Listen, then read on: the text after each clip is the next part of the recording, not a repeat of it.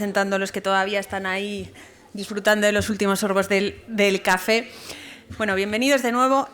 Continuamos con la segunda parte de este foro Generación IA y vamos a poner ahora el foco en el empleo.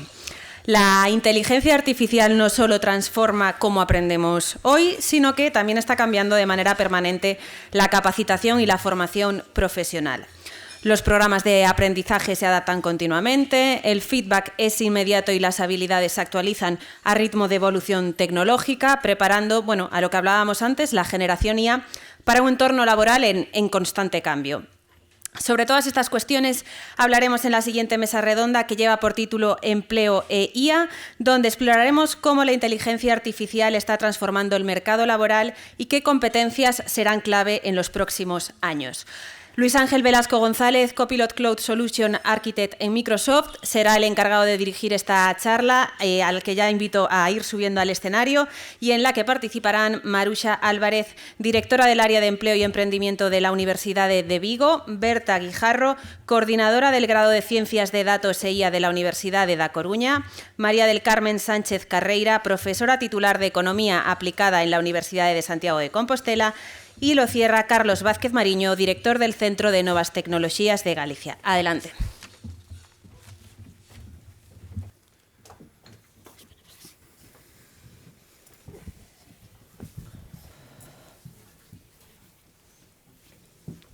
Bueno, buenos días a todos, bienvenidos. Vamos a iniciar la segunda mesa redonda. ¿Se me oye bien? Sí. Vamos a iniciar la segunda mesa redonda. En este caso, como ya nos adelantaban, vamos a tratar de empleo e IA. Además, vamos a tratar de conectar con la mesa redonda anterior que teníamos sobre educación, porque yo creo que más o menos a la mitad, al minuto 20 de la mesa ya salió un punto importante, que era ese aprendizaje continuo, ¿no? Entonces, vamos a tratar de conectar un poco con esa primera mesa. En este caso, el objetivo que vamos a tener también va a estar basado en 5 ejes o 5 pilares clave. Vamos a hablar de ese aprendizaje continuo, como comentábamos, pero también creemos que hay ejes fundamentales que tenemos que tener en cuenta en cuanto a cómo la IA hoy en día en el empleo y sobre todo que estamos poniendo las primeras piedras, ¿no?, para esa generación IA que vendrá en el futuro. Tenemos que hablar también de flexibilidad, tenemos que hablar de un pilar que para mí es fundamental, creo que para todos los que estamos aquí, que ya lo hemos mencionado también, que es la ética, ¿no? Es algo muy, muy importante de conocer cómo utilizamos la IA y para qué utilizamos la inteligencia artificial. Hablaremos también, por supuesto, de innovación y diversidad. Antes de empezar, sí que nuevamente yo vengo, pues, como ya me han presentado, de Microsoft o de Microsoft, permitidme decirlo en castellano. Y quería agradecer especialmente a 15.000 por la organización del evento, también a Inetum por habernos invitado y por dejarnos participar. Creemos que es un diálogo fundamental el que hablemos de la inteligencia artificial generativa y cómo la podemos aplicar en el empleo. Y bueno, pues gracias a los asistentes que tenemos hoy y también muchísimas gracias a todos los ponentes. Ya os han presentado, así que yo creo que ya podemos ir directamente, sin extenderme mucho más, a ese primer bloque. Vamos a comenzar hablando básicamente de cómo la IA realmente está redefiniendo la formación y el aprendizaje a lo largo de la vida. Es algo que los que ya tenemos o integramos la inteligencia artificial en nuestro día a día, lo estamos viviendo. Y realmente una primera pregunta que quiero lanzar ahora, antes de particularizarlo en todos nuestros ponentes, es si realmente estamos preparados para un mercado laboral que exige esta actualización continua, ¿no? Entonces, vamos a empezar con Berta. Muchas gracias, Berta, como profesora titular en la Universidad de Da Coruña y coordinadora del grado en Inteligencia Artificial. ¿Qué papel crees tú que deberían de jugar las universidades y los centros de formación en esa creación de programas específicos y adaptados a la inteligencia artificial? Bueno, antes de nada, permíteme que me sume a tus agradecimientos por organizar el foro y por invitarme. Creo que es un foro muy necesario e interesante. Pues yo empezaría respondiendo a tu pregunta casi desde lo más básico, ¿no?, que es formar a los profesionales que van a hacer la IA, porque sin ellos no habría IA. Y entonces, en esto yo creo que las universidades tienen que estar muy atentas al mercado, y de hecho lo hemos estado, porque como has mencionado, soy la coordinadora del grado en Inteligencia Artificial, que es un grado del que saldrá este año la primera promoción. Es decir, este año se ha implantado cuarto de ese grado. Es un grado interuniversitario, se imparte también en las universidades de Santiago y de Vigo. Y es un grado al que hemos llegado, que yo creo que esto es importante saberlo y mencionarlo, hemos llegado gracias también a la inversión que ha habido en I+D durante más de 25 años. Hace más de 25 años que hay grupos que investigamos en inteligencia artificial en las 3 universidades y eso que parecía muy raro, porque realmente era así, éramos los raros los que hacíamos cosas que no se sabían para qué iban a servir, pues gracias a eso hemos sido capaces de ponernos rápidamente a elaborar un grado y a impartirlo, que es lo realmente difícil, ¿no? Entonces yo creo que eso es el primer pilar, ¿no? El poder sacar graduados en inteligencia artificial. Y luego con respecto a otras ramas, ¿no?, de conocimiento, yo creo que una asignatura que tenemos pendiente ahora y que estamos llegando quizás un poco tarde es también integrar esos conocimientos en otras titulaciones, ¿no?, como materia más transversal. Sí que creo que dentro de unos años no hará falta, ¿no? Quizás no digo que tenga que perdurar en el tiempo, pero sí creo que es importante el poder formar a otros profesionales en el uso de la inteligencia artificial, ¿no? En qué es la inteligencia artificial, cómo se alimenta, en qué consiste, cómo utilizarla bien, los riesgos que tiene, cuestiones relacionadas con la ética, ¿no? Que todo eso, bueno, pues ahora la gente joven, lo hablábamos ahora en el café, ¿no? Parece que la gente joven, con esto de que sean nativos digitales, pues lo tienen que tener aprendido, pero no es así. Entonces yo creo que en eso también las universidades tenemos que ponernos las pilas y luego quizás también más integrar la inteligencia artificial en la forma que tienen nuestros alumnos de trabajar, ¿no? Bueno, pues en las prácticas, proyectos que hacemos. Yo creo que ahí también tenemos más que decir. Luego hay otras formas de llegar a la sociedad, pero bueno, quizás los ponentes que comparten conmigo la mesa lo harán mejor. Perfecto. Muchísimas gracias, Berta. Maruxa, si te parece, continuando contigo como directora del área de empleo e emprendimiento de la Universidad de Vigo, y un poco cogiendo ese hilo conductor que Berta nos planteaba, ¿cuál es tu opinión sobre la brecha que tenemos realmente hoy en día entre el uso de la IA por parte, pues, de los jóvenes, de los profesionales, y también la falta de formación estructurada? Pues, bueno, gracias por pensar en mí como un aporte de valor en este espacio de debate. Y respondiendo a tu pregunta, Luis, yo creo que efectivamente como directora del área de empleo y por otro lado como docente, ¿no?, porque al final estamos en las aulas en el día a día, yo creo que hay que situar esta brecha desde dos perspectivas, ¿no? Por un lado es el uso que se le da a herramientas de inteligencia artificial y por otro lado la falta de formación. Y hace poco justo leía yo los resultados de un barómetro que se publicó sobre inteligencia artificial y empleabilidad, que lo encargaron a la consultora GAT3. Y claro, los resultados que yo creo que a ninguna de las personas que estamos aquí a lo mejor nos sorprende, ¿no?, pero que sí que decía que el 80%, más del 80% de las personas jóvenes en educación secundaria pues usa en su día a día herramientas de inteligencia artificial, pero sin embargo sí que afirmaban, pues de ese 80%, el 75% nunca había recibido una formación ad hoc para el uso de esas herramientas, ¿no? Entonces, ahí pues pone un poco en discrepancia esta formación y este uso y yo creo que hay que poner sobre la mesa de que el hecho de que se use no quiere decir que sepamos hacer un buen uso, ¿no?, valga la redundancia. Entonces, en esta disrupción yo creo que hay que tener en cuenta, por un lado, pues esta uso superficial que se le da a la tecnología, la preparación que podamos tener para integrarla en nuestras actividades diarias y la capacitación que nos da para que después ese uso en las actividades diarias pueda pasar a una profesión, a ejercer una profesión, ¿no?, en el entorno laboral.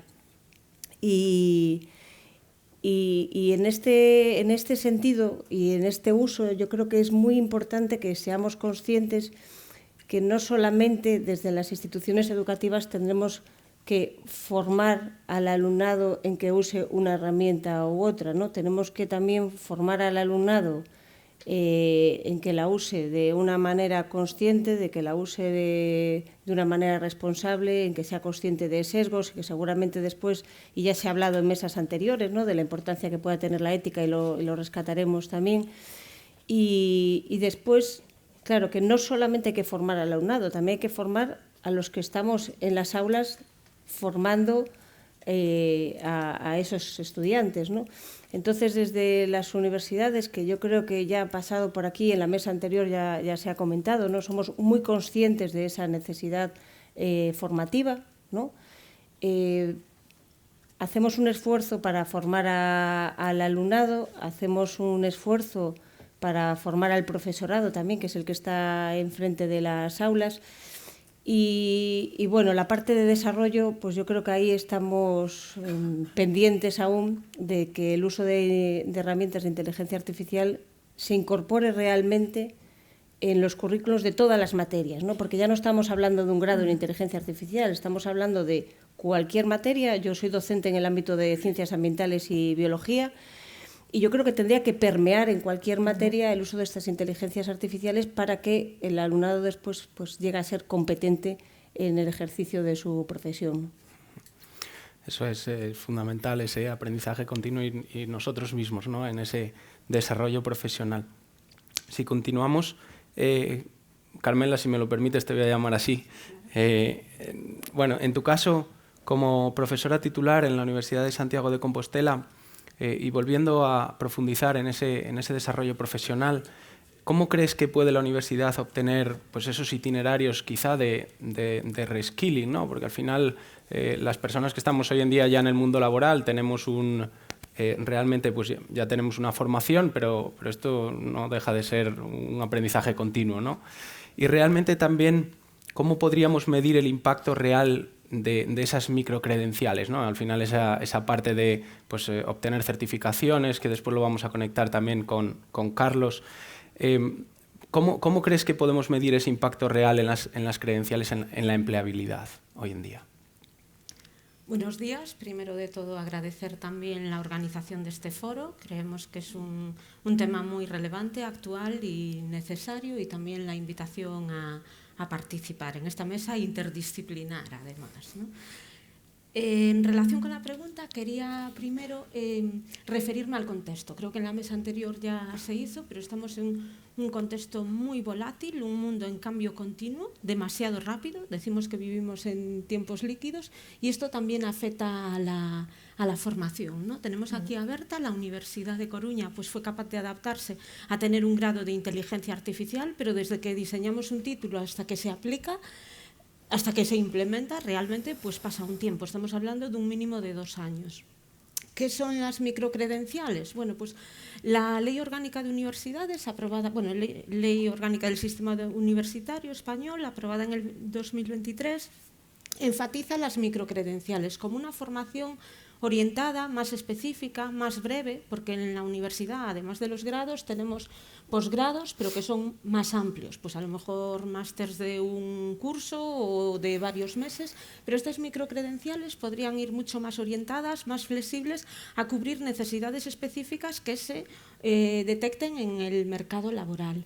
Y también creo que son una oportunidad, una puerta pues a abrir el diálogo, a abrir la comunicación entre universidad y sistema productivo, ¿no?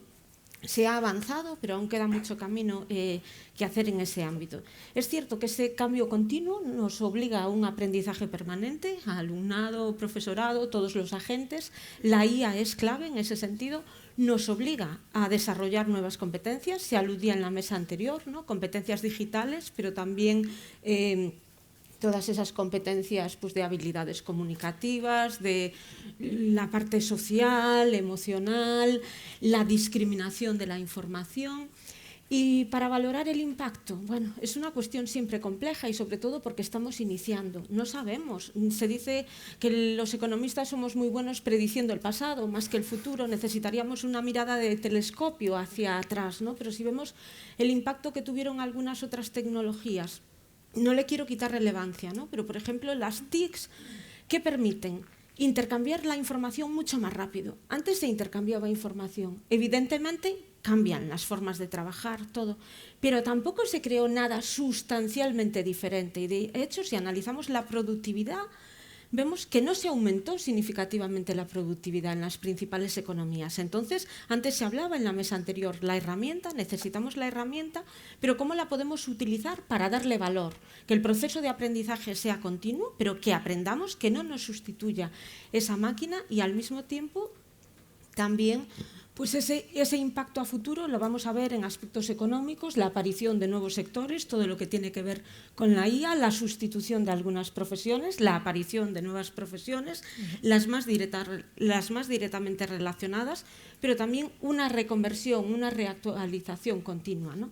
Una de las profesiones que se consideraba más amenazadas, no es la única, todo lo que tiene que ver con tareas administrativas que se van a automatizar, pero una de las profesiones más amenazadas era la de traductores, pero seguramente vamos a necesitar especialistas lingüistas, ¿no?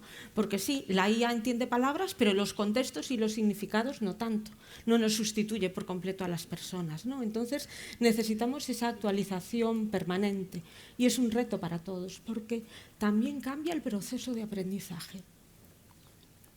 Perfecto, la verdad es que es un reto el que tenemos por delante brutal. También, antes de pasar a dar la palabra a Carlos, un dato importante también que quería mencionar es que según el World Trade Index del año 2024, pues también en línea al dato que nos comentabas, Marusha, pues sabemos o conocemos que el 75% de los trabajadores hoy en día ya está utilizando una inteligencia artificial generativa en su puesto de trabajo, de una forma o de otra. Pero realmente pues traen a sus puestos de trabajo pues quizá inteligencias artificiales, pues el concepto del bring your own IA, ¿no? El trae tu propia inteligencia artificial. Entonces, si llevamos esto al mundo de cómo podemos colaborar y cómo podemos ayudar a los trabajadores actuales y a los desempleados, que además Carlos, como director del Centro de Nuevas Tecnologías de Galicia, es un pilar o el pilar fundamental, ¿no?, de vuestro centro. ¿Qué modelo de colaboración empresa-centro tecnológico consideras que funciona mejor para anticipar esa demanda de competencias que, bueno, pues que ya tenemos, pero que sobre todo vamos a tener, ¿no?, con esta generación IA en Galicia? Bueno, primero quisiera, bueno, buenos días a todos y a todas. Quisiera agradecer tanto a 15.000 como a Inetum como a Microsoft la posibilidad de contar un poco lo que estamos haciendo desde el ámbito de empleo del Gobierno gallego en esta línea. Bueno, primero tenemos una mesa y unos asistentes de distintos ámbitos. Tenemos ámbito educativo, ámbito universitario, ámbito empleo. La primera idea que quisiera dejar en la mesa es, dado la necesidad de formación en talento y los ámbitos tan diversos a los que esa inteligencia artificial nos ataca, o sea, hay perfiles más especializados, pero parece que la inteligencia artificial va a ser un elemento en cualquier profesión, en cualquier ámbito, y por tanto vamos a tener que tener una formación de base, vamos a tener que tener una formación más de puesto de trabajo, más de usuario, más de ciudadano, y evidentemente seguramente otras más especializadas. Creo que es un problema o un ámbito que nos ataca a todos, al educativo, al de empleo, al universitario, si me permitís, educativo y universitario, poniendo, aunque todo sea educativo, en dos ámbitos, ¿no? Por tanto, creo que el primer elemento es que tenemos trabajo para todos, ¿vale? Como primer elemento, porque mis compañeros de panel ya han puesto algunos elementos de puesto de trabajo, pero qué usos hay, qué ética utilizo, con qué ética utilizo, qué elementos de seguridad hay en juego, sé lo que estoy haciendo, lo que no estoy haciendo cuando uso la IA. Por tanto, tenemos elementos complementarios que tendremos que trabajar todos como sociedad y que seguramente pues veremos cuando pasen 3, 4, 5 años si realmente eso es un cambio muy radical o no, como a lo mejor lo fueron otras tecnologías, y si hay un cambio en la productividad y por tanto en elementos económicos, como se promete, si eso se concreta o no se concreta, ¿no? Desde el ámbito de empleo, bueno, supongo que la mayor parte de aquí de los asistentes sí conocen el centro y la aplicación. El Centro de Nuevas Tecnologías de Galicia es un centro situado aquí en Santiago, que depende o forma parte directamente de la Dirección General de Formación y Cualificación para el Empleo, es la unidad del gobierno gallego en el ámbito de empleo, que tiene la competencia en formación de trabajadores y desempleados, en formación en un ámbito más laboral, más del trabajo, y por tanto, bueno, en esa competencia formamos normalmente en cuestiones relacionadas con TI tanto a profesionales como a desempleados. Muchas veces la gente piensa solo en desempleados, pero en nuestro centro el 82% del alumnado que pasa es trabajadores en activo, principalmente del sector tecnológico. Hay ese reskilling del que Luis hablaba previamente, ¿no?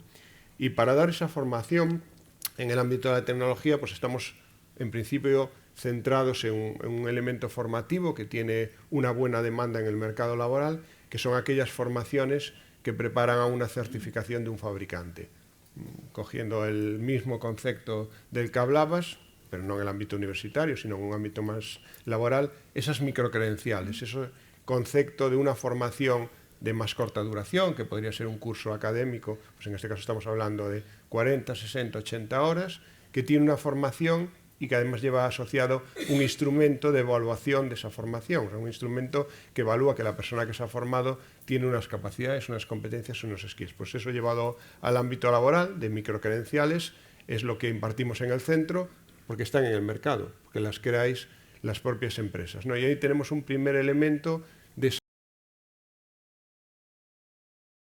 centros más formativos y el mercado laboral. En el ámbito de la tecnología, supongo que en otros ámbitos también pasa, esas microcredenciales ya están en el mercado, ya son los propios Microsoft, Red Hat, que estaba por ahí también, SAP, los que ya establecen unas microcredenciales, unos elementos formativos que tienen la formación y la cualificación, y que después además tienen otro elemento que a mí me parece muy importante, que es el reconocimiento del mercado. Es el propio mercado el que reconoce que si alguien tiene una microcredencial pues que le ha dado Microsoft, será porque esa persona tiene las competencias y las cualificaciones, y por tanto es un elemento que ya aporta valor en la empleabilidad y en el crecimiento profesional, ¿vale? Entonces, eso es el elemento que nosotros trabajamos principalmente en el centro, que es un elemento además que aporta valor a las empresas del sector en Galicia.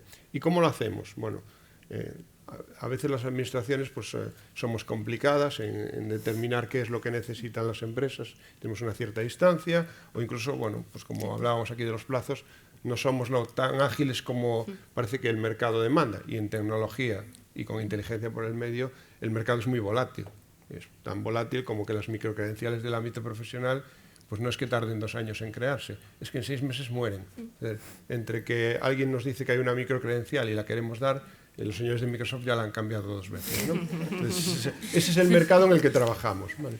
Pues en ese mercado volátil y ágil y, bueno, y rápido, por llamarlo así, ¿cómo lo enfocamos desde el ámbito de empleo, desde el centro al que dirijo, pero desde la propia consejería? Bueno, pues hacemos un ciclo relativamente ágil, 1 año, muy ágiles no somos, pero de 1 año, en el que detectamos las necesidades reales que hay en el mercado, licitamos, somos una administración pública y por tanto, igual que las universidades tienen que diseñar, nosotros tenemos que hacer una licitación pública y impartimos.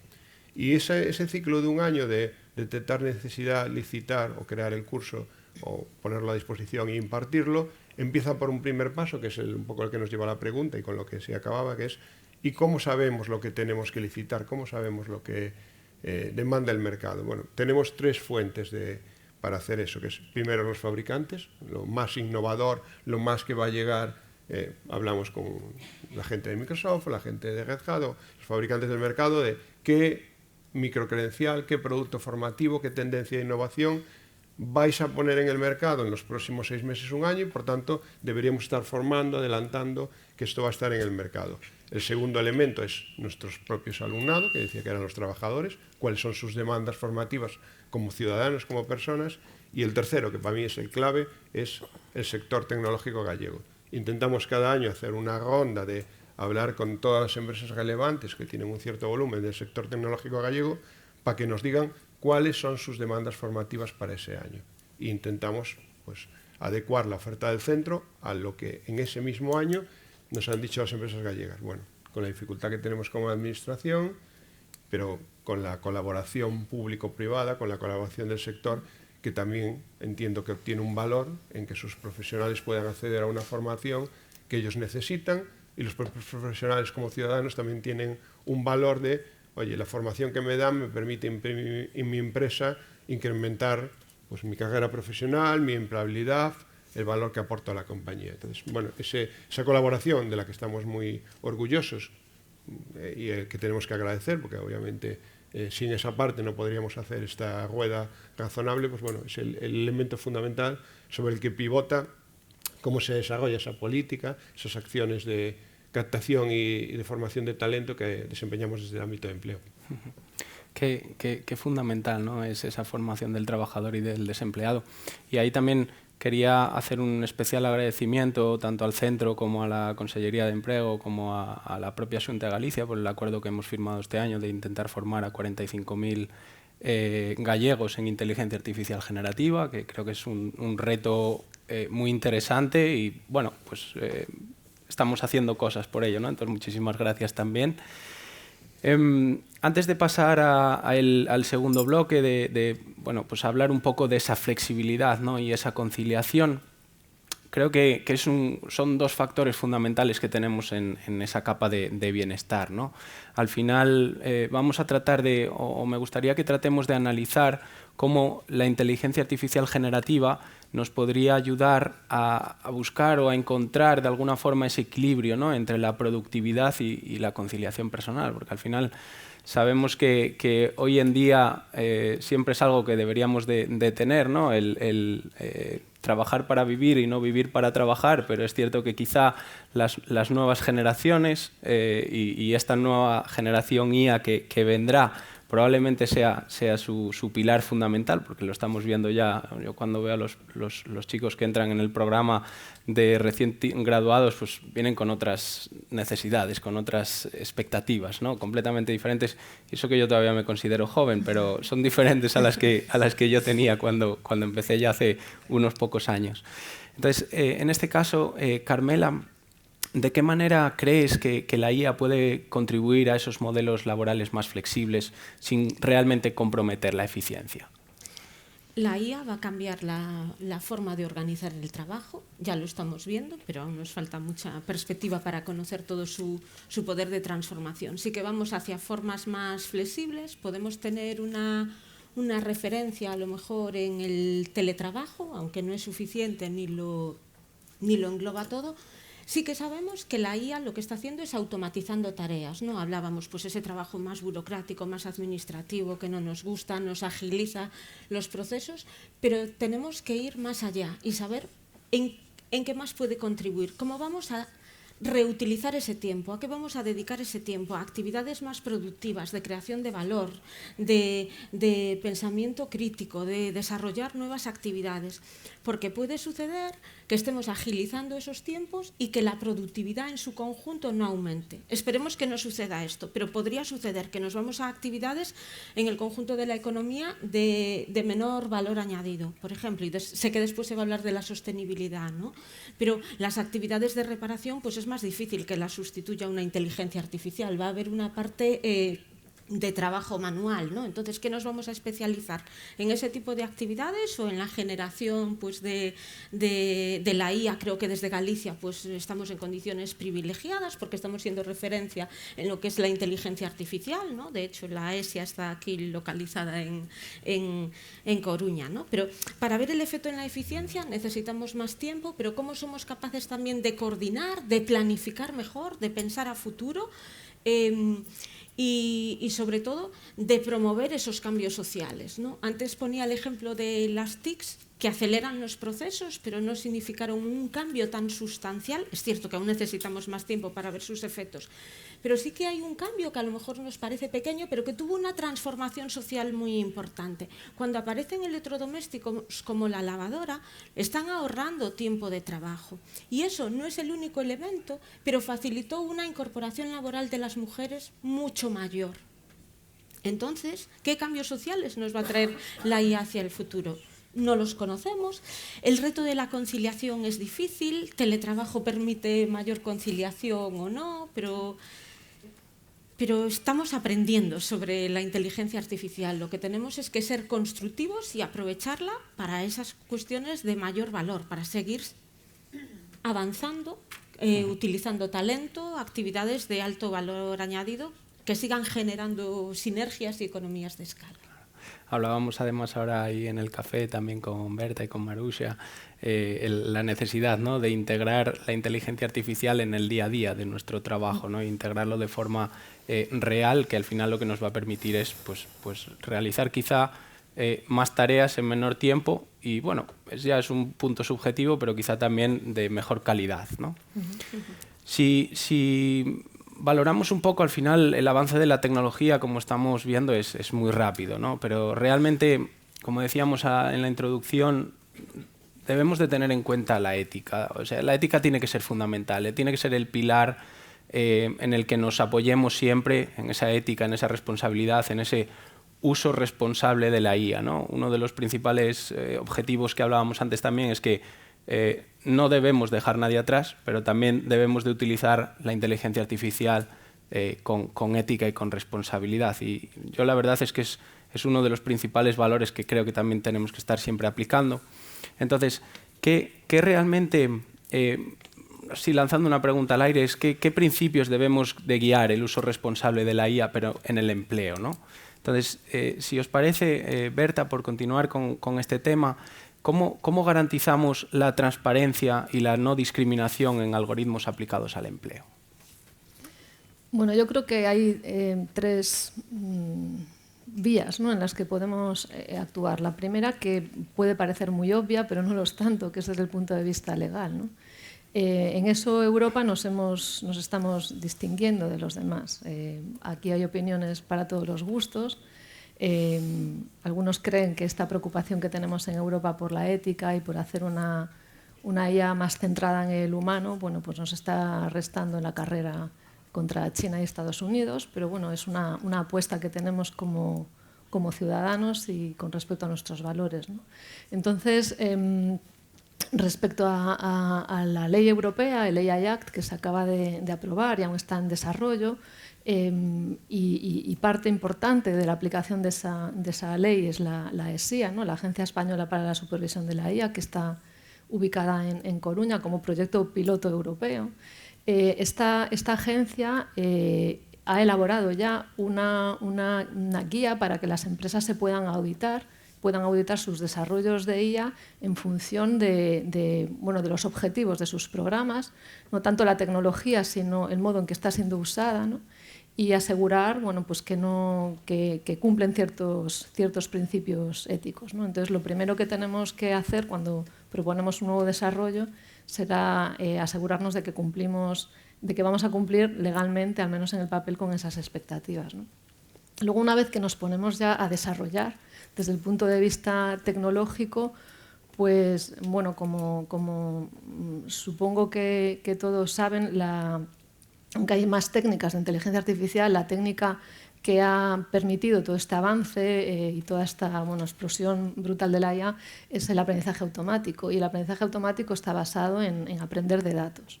Y aquí tenemos una frase que es garbage in, garbage out. Si entra basura en un sistema, saldrá basura. O sea, no va a aprender nada que nosotros no le estemos proporcionando, ¿no? Entonces, lo primero que tenemos que tener es muchísimo cuidado en los datos con los que los vamos a entrenar estos sistemas, ¿no?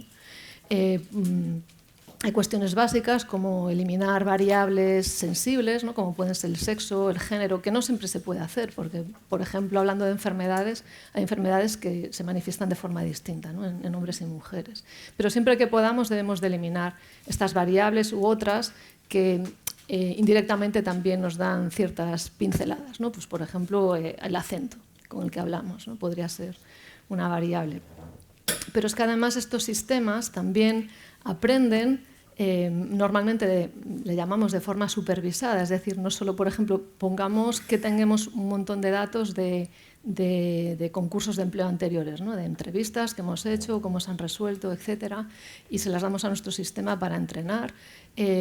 Cuando hablaba de forma supervisada me refiero a que le daremos, pues todos los datos que tenemos de los potenciales, de los candidatos a ese empleo y el resultado de ese filtro, ¿no?, si han sido contratados o no, o qué opinamos o qué no.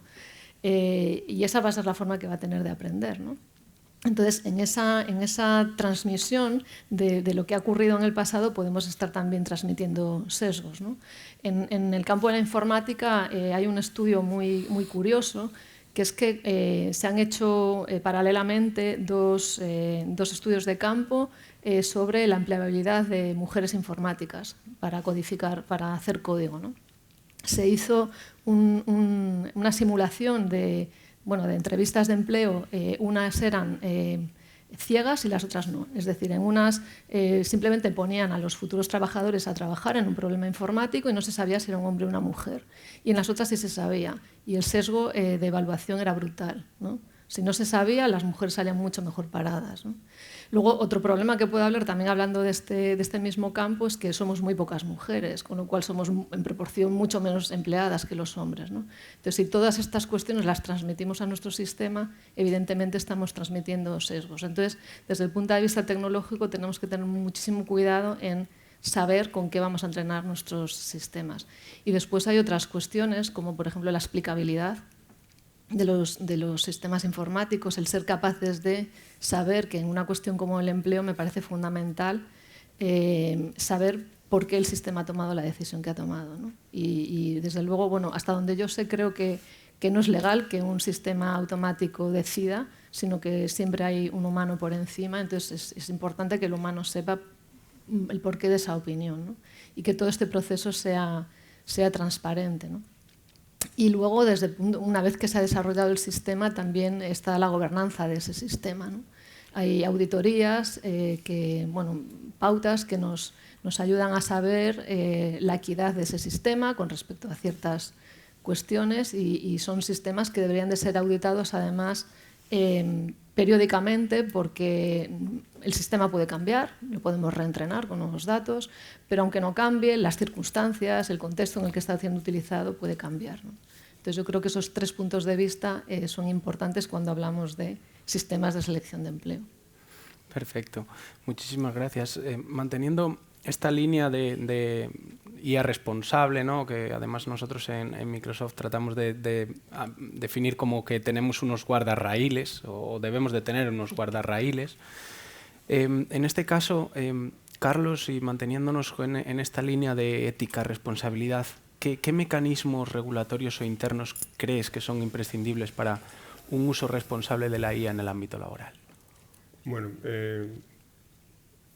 no prescindiendo, pero bueno, sin profundizar en la parte más legal o normativa, que era la que se refería Berta, y evidentemente en un ámbito laboral, igual que en cualquier otro ámbito de la vida, no nos podemos escapar de esos elementos que ya están a nivel normativo, y efectivamente ya tenemos en Europa una legislación europea, pero también en Galicia ya hemos avanzado y tenemos, bueno, una ley de inteligencia artificial, y en el ámbito educativo también se está trabajando en un proyecto de ley de educación digital, ya poniendo ese elemento de marco, del marco regulatorio, donde obviamente ya se recogen pues algunos de los derechos y elementos que ha indicado Berta, pues el derecho a que una decisión esté supervisada, o el derecho a que sea explicable esa decisión, o a que, bueno, pues utilicemos datos para entrenar el modelo donde evitemos sesgos o donde evitemos infrarrepresentaciones, ya teniendo en cuenta ese marco, y por tanto en ese punto no me voy a extender. Dentro del ámbito de la empresa sí que consideramos que hay 3 elementos que se debieran tener en consideración a la hora de que una empresa pues, empiece o introduzca la inteligencia artificial como un elemento pues, de productividad o del día a día de operación de su compañía, ¿no? El primer elemento, que creo que no es menor y que a veces no está, es la estrategia. Es decir, ¿para qué vamos a usar la inteligencia en nuestra compañía? El para qué se va a usar. A veces se introduce inteligencia artificial porque, bueno, obviamente, como decían mis compañeros de panel, está de moda y todo el mundo parece que tenga que usar IA en todo, ¿no? Yo, en algunos ámbitos he visto algún curso en mi ámbito formativo donde, bueno, pues algún ponente casi utiliza la IA en todo el día, se levanta por la mañana con IA y, bueno, no sé si será capaz de hacer algo sin IA, ¿no? Esos ejemplos se dan y se ven en los elementos formativos, y lo digo como un chascarrillo, aquí me lo permitís, pero sí que lo hay, ¿no? Entonces, tenemos IA en la empresa, parece que es un elemento que hay que poner, pero ¿para qué? Entonces, yo creo que la empresa o la organización debería establecer una estrategia que le va a llegar a sus empleados de para qué vamos a utilizar la IA y cuál es la finalidad, ¿no?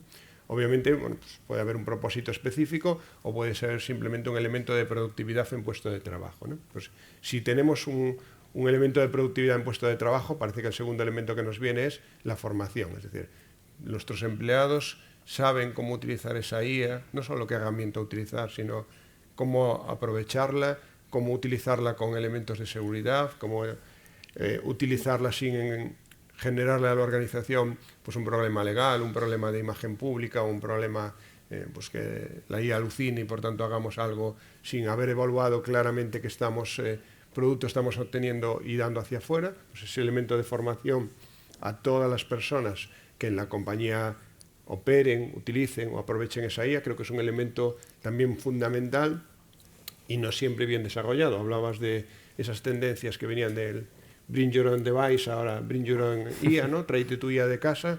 Bueno, en un ambiente profesional, seguramente ahí, pues si el elemento formativo no ha estado bien aplicado, podremos encontrarnos con un problema, ¿no? Y el tercer elemento, ese que decía, es, bueno, sabemos para qué, tenemos una formación de la gente, tenemos un ecosistema, una infraestructura de uso de la IA segura, es decir, dónde estamos poniendo nuestros datos, esos datos están bien entrenados con las respuestas o con la información que nos va a permitir hacer acciones corporativas, es decir, no estamos dando una respuesta de personas, estamos dando una respuesta o teniendo un producto o un servicio de empresa y, por tanto, la respuesta que damos responde pues, a las directrices de la compañía, al estilo de la compañía, a la información que tiene la compañía. Tenemos esos datos seguros, esos datos están saliendo de la compañía cuando no debieran salir porque estamos utilizando una IA personal. Bueno, creo que hay elementos que son importantes antes de meterse en la carrera de tengo que utilizar IA en mi empresa porque si no, no soy nadie, ¿no? Bueno, ¿para qué? Tu gente la está utilizando bien formada y tienes los elementos para tener tus datos, tu imagen seguros. Obviamente, si empiezo a meter los documentos de mi organización en una IA y es un elemento descontrolado, acabarán en manos de la competencia. Si no hago un uso bien supervisado de la IA y mis empleados pues van a un foro o dan una respuesta a un cliente o hacen una utilización de IA pública y la respuesta que da la IA alucina o no es acorde al estilo que tengo que dar en la organización, estoy asumiendo un coste de imagen reputacional porque mi IA que contesta a los clientes, está muy bien poner ahí un chatbot y contesta, pues de repente dice cosas que a lo mejor son inadecuadas o la demanda que ha presentado un abogado en mi compañía en un tribunal tiene legislación inventada. Bueno, estoy diciendo casos que son reales y que generan no solo un problema operativo, sino un coste reputacional importante. Estamos introduciendo aquí, además del pilar o el eje de ética, responsabilidad, también ese tratamiento de los datos, ¿no? Que es a esta nueva generación IA que venga, es en algo en lo que le tenemos que instruir mucho, sobre todo en cuidado los datos que estamos ofreciendo, ¿no? A estas inteligencias artificiales y cómo se hace ese tratamiento de los datos desde un punto de vista tanto personal como empresarial. Por cerrar este bloque, que creo que vamos un poquito mal de tiempo, pero bueno, Marusha, ¿cómo crees que la educación en todos los niveles debe de abordar esa unión entre el pensamiento crítico, la responsabilidad y la ética en el uso de inteligencia artificial? Yo creo que estamos en un buen paso cuando ya la pregunta es debe de abordar, o sea, que somos conscientes que tenemos que hacerlo, ¿no? Entonces, yo creo que ganar conciencia es importante y yo cuando se habla de pensamiento crítico me acuerdo que hace 6, 7 años, al final del cuatrimestre, yo daba una asignatura, no voy a decir en dónde, pero era de cuarto, y ya era de las últimas clases y vinieron unos alumnos y me preguntaron, oye, Marusha, el examen va a ser de pensar. Y, ostras, y de verdad dije, ostras, y en ese momento me hizo gracia y lo he contado alguna vez porque, bueno, me hizo gracia. Pero claro, me doy cuenta que ahora esa forma, ¿no?, de abordar el aprendizaje se muestra mucho en el IA. Entonces, claro, el alumnado en general quiere usar herramientas de inteligencia artificial para no pensar. Y no se plantea muchas veces es pensar para usar, ¿no?, y no usar para no pensar. Entonces, claro, digo, tenemos que poner el foco ahí, ¿no? Entonces, claro, yo creo que se nos hincha mucho la boca porque la usamos ahora mismo, creo que poco de manera prostituida, ¿no? De no, hay que fomentar el pensamiento crítico, pero si cualquiera de nosotros o nosotras preguntamos, ¿cómo fomentas el pensamiento crítico en el alumnado? ¿Cómo fomentamos el pensamiento crítico en nuestros hijos, en nuestras hijas? Es muy difícil, ¿no? Entonces yo creo que tenemos que pararnos a pensar, y a lo mejor el ramalazo de docente, digo, a ver, ¿qué es pensar? ¿Qué es ser crítico? ¿Y qué es actuar con responsabilidad, ¿no? Entonces, cuando entendamos esas tres palabras, a lo mejor podemos transmitir eso en nuestras instituciones, ¿no? Claro, yo cuando pienso en pensar, digo, bueno, pues, ¿qué me gustaría de mi alumnado en las aulas? Despertar curiosidad, ¿no? Entonces digo, yo lo que quiero es que ellos quieran aprender, ¿no? Y es algo que ha salido previamente aquí. O sea, que persigan ese conocimiento, que para mí es el aprendizaje, ¿no? Vale, primero tenemos que pasar este filtro. Conseguimos que las personas que tengamos alrededor quieran aprender, y pasa también en las instituciones, pero yo estoy hablando ahora de la universidad, ¿no? Realmente quieren perseguir ese aprendizaje. Las encuestas ya decían que no hace muchísimo tiempo, cuando se le decía para qué querían estar en la universidad, el aprender era el 5% de los alumnos. O sea, el 95% quiere un título, y tener un título no es querer aprender, ¿no? Entonces, claro, ya decimos, vamos, fomentamos el pensamiento de personas que no quieren aprender. O sea, lo tenemos complicado. Por otro lado, claro, estamos hablando de ser críticos, ¿no? Entonces, si pensar es tener curiosidad, pues a lo mejor el ser críticos es tener un poquito esta conciencia, ¿no? Que el uso de IA, y aquí, claro, me remito tanto a mi compañera Berta como a Carlos, que lo acaban de hablar, yo creo que vamos como pollos sin cabeza ahora mismo.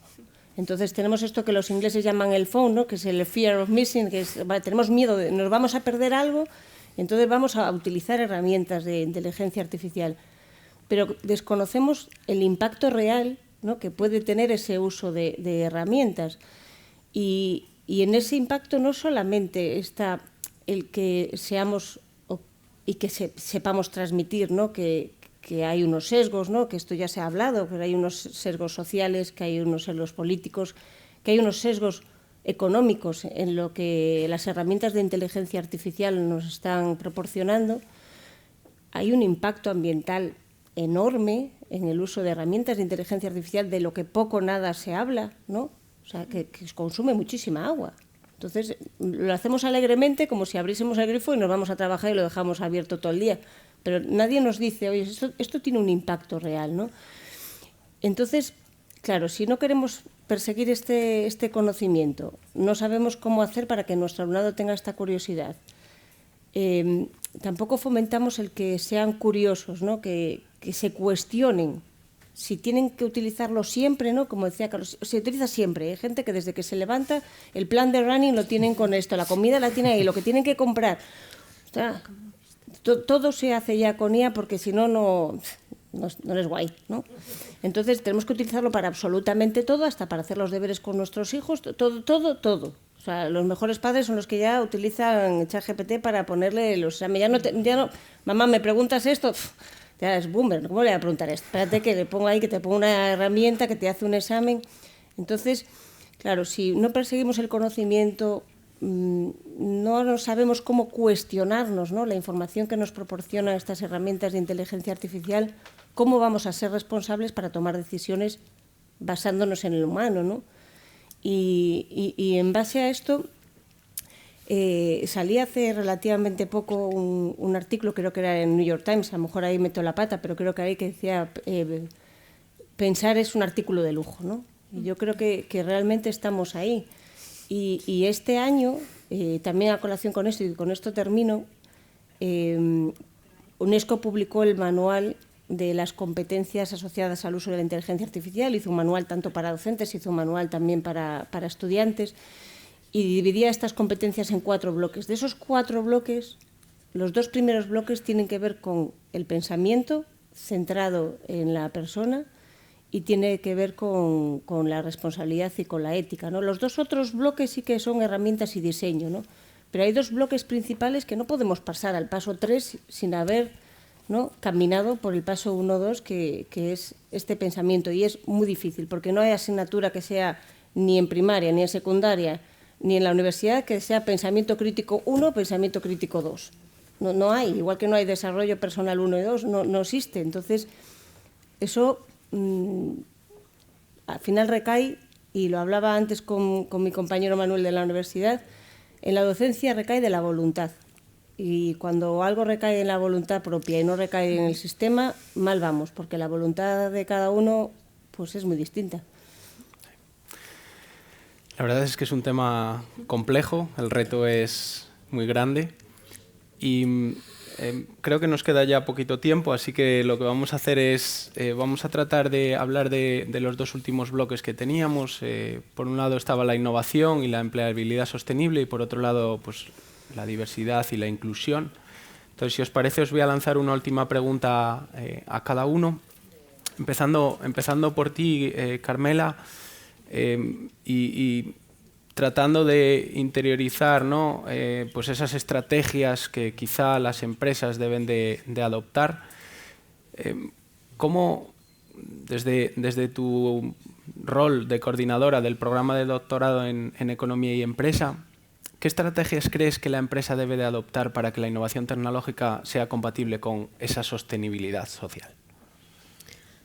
Debemos tener presente siempre que la innovación pues, tiene aspectos positivos, contribuye al crecimiento, aumentar la productividad, la competitividad, pero también puede tener algunos aspectos negativos, ¿no? Y creo que la última intervención de Maruja ya me abrevia mucho mi intervención, ¿no? Porque estoy completamente de acuerdo con los aspectos que mencionabas, ¿no? Carlos también se refería mucho a ello, el para qué la inteligencia artificial no puede sustituir. El reto es convertir la información en conocimiento que suponga un proceso de aprendizaje, de aprender, de asimilar, no de que sustituya y ya esté hecho. Y esto tiene el riesgo, y lo estamos viendo en los estudiantes, ¿no? De esa comodidad cognitiva, ¿no? Ya reflexiona, ya piensa la máquina y yo ya no pienso, entonces no va a haber un proceso de aprendizaje, de reflexión, de esfuerzo, no es para mejorar, sino se está utilizando para sustituir. Cuando vamos al concepto de sostenibilidad, me gusta mucho la pregunta de enfatizar la parte social, ¿no? Porque en esos 3 vectores de sostenibilidad, bueno, pues la parte ambiental ya está presente, creo que las empresas la van asumiendo, no sé si siempre por convencimiento o por pura necesidad económica también, viendo la escasez de muchas materias primas, pero la parte social se queda ahí más en último lugar, ¿no? Quizás también porque es más difícil de medir, de visibilizar, ¿no? Y en esa parte social pues está la calidad del empleo, y sí que otras innovaciones tecnológicas nos indican que no siempre la innovación lleva a una mejor calidad de vida, a una mejor calidad del empleo. Creo que si, por ejemplo, lo llevamos a comercio electrónico, todo lo que supuso en el desarrollo pues, de la movilidad, del transporte, ese tipo de empleos tampoco son de la mejor calidad, ¿no? Pero después, en la perspectiva social, también está el tema de desigualdades, ¿no? Que creo que se va a abordar ahora en el último bloque ya. Ninguna tecnología tiene efectos neutros, y esos efectos son desiguales por género, por edad, por cualificación, pero sí que con la inteligencia artificial afrontamos un reto. Normalmente las innovaciones favorecen más a las personas más cualificadas o a las personas más jóvenes. En el caso de la IA no lo tenemos claro, porque sí que está haciendo cuestiones inteligentes, entonces igual son menos sustituibles las profesiones manuales, ¿no? Estos días salía alguna noticia de que al ámbito de la consultoría está afectando mucho, entonces yo tengo que aportar más valor en mi trabajo, ¿no? Entonces, las estrategias, pues adaptarse a un contexto cambiante con esa formación rápida, continua, y sobre todo pensar el para qué siempre. Antes de movernos, pensar en el para qué, porque si no nos vamos, alguien lo decía en esta mesa, ¿no? Sin cabeza, sin saber a dónde vamos, a dónde nos lleve la IA. Y tener siempre presente, ya lo decían mis compañeros y compañeras de mesa, centrado en las personas y con autonomía para la toma de decisiones, que no tomen las máquinas las decisiones por nosotros, ¿no? Perfecto. Creo que además ya has introducido ese concepto, ¿no? Esa necesidad de la inclusión social y laboral. En este caso, Berta, continuando contigo, desde la Universidad de A Coruña, ¿qué oportunidades veis que ofrece la IA para mejorar la inclusión laboral pues, de los colectivos vulnerables, que es algo fundamental también? Bueno, lo primero, casi empezando por el principio, haciendo algoritmos justos, ¿no? porque si no, mal vamos, ¿no? Pero yo creo que la IA también puede ayudar a reducir, por ejemplo, esa brecha formativa, ¿no? No sustituyendo a gente, sino llegando a donde los formadores ahora no podíamos llegar. Por ejemplo, es bastante, no más fácil, iba a decir bastante más fácil, no, pero es perfectamente factible que un curso que antes solamente se podía impartir en castellano o a lo mejor en algún otro idioma, con el uso de la IA pues podemos llegar perfectamente en la misma aula a un montón de personas con diferentes nacionalidades, ¿no? Cosa que antes era tremendamente complejo. Pero no solo eso, sino que en formación online es relativamente fácil también hacer rutas formativas adecuadas a cada una de las personas en función de las necesidades o de las carencias que puedan tener, ¿no? Entonces, toda esta formación más adaptada y con menos recursos, que de otra forma simplemente no se haría, yo creo que puede contribuir también un poco a los colectivos más vulnerables a ponerlos en el mercado, ¿no? Otras cuestiones que podrían aprovechar sería, pues por ejemplo, como hablaba antes Maruxa, ¿no? de capacidades más transversales que son difícilmente aprendibles porque nadie te las enseña, ¿no? Cómo elaborar un currículum, que parece que es algo básico, pero yo en la universidad al menos no encuentro espacio en mi grado para eso, cómo afrontar una entrevista de trabajo, ¿no? Pues todo eso lo podemos aprender enfrentándonos a una IA. Claro, luego para mí hay una pregunta más básica que la dejo en el aire, que es que todo esto empieza por hacer la IA asequible a todo el mundo. Y claro, si no lo tenemos, pues todas las ventajas que nos puede ofrecer ahí se quedan. Efectivamente, ese concepto de no dejar a nadie atrás, ¿no? Carlos, desde la dirección del Centro de Novas Tecnologías de Galicia, ¿qué programas fomentáis para garantizar que esos colectivos vulnerables accedan a la formación en IA? Bueno, un poco también viendo que distintos usos o distintos perfiles pues son usuarios de la IA o supone una oportunidad laboral el uso de la IA, intentamos distinguir, si queréis, 3 niveles de perfil, ¿no? Se refiere a Berta al comienzo a aquellos profesionales cuya, su desarrollo profesional está dentro de la IA, en el desarrollo de modelos o en el trabajo más técnico y más profundo. Obviamente ese es un elemento de vocación y requiere una formación pues más compleja, más larga, más técnica. No es un ámbito en el que nosotros obviamente actuemos, un ámbito muy universitario.